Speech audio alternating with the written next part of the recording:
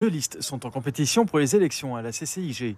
Karine Sinaï-Bossou est chef d'entreprise dans le secteur du transport. Elle souhaite en priorité redresser les comptes de la Chambre et favoriser le développement de l'industrie. L'aide au soutien, en tout cas pour notre part, aux entreprises en difficulté, mais tout doit être fait dans l'équilibre financier de la Chambre de commerce et d'industrie. En 2022, nous devons remettre l'aéroport. L'aéroport doit être privatisé. Donc il faut faire la gestion, mais tous dans un souci d'équilibre et puis surtout de visualisation vers l'avenir.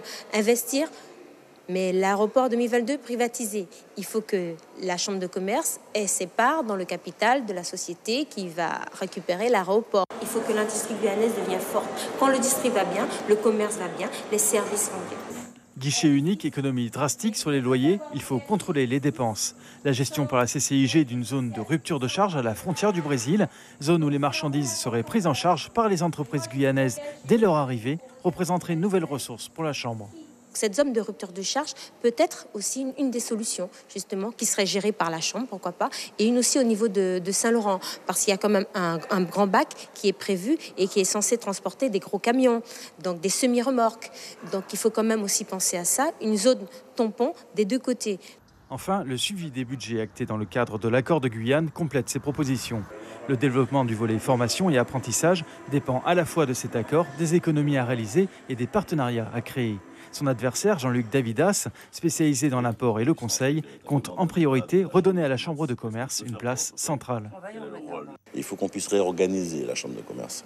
L'aéroport de Félix-Éboué est dans un état lamentable. Il faut que nous puissions... L'aéroport est avant tout la porte d'entrée de la Guyane. Le touriste qui arrive, le premier endroit qu'il voit, c'est l'aéroport de Rochambeau, enfin de Félix-Éboué.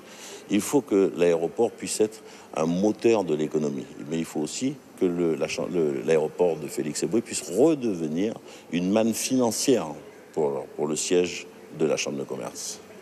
La Chambre consulaire pourrait également, explique-t-il, exploiter ses compétences internes pour, par exemple, vendre du conseil. En ce qui concerne l'aide à apporter aux entrepreneurs, la liste CAP CCIG 2017 veut relancer la production locale en la faisant connaître. On a un gros travail de promotion à faire.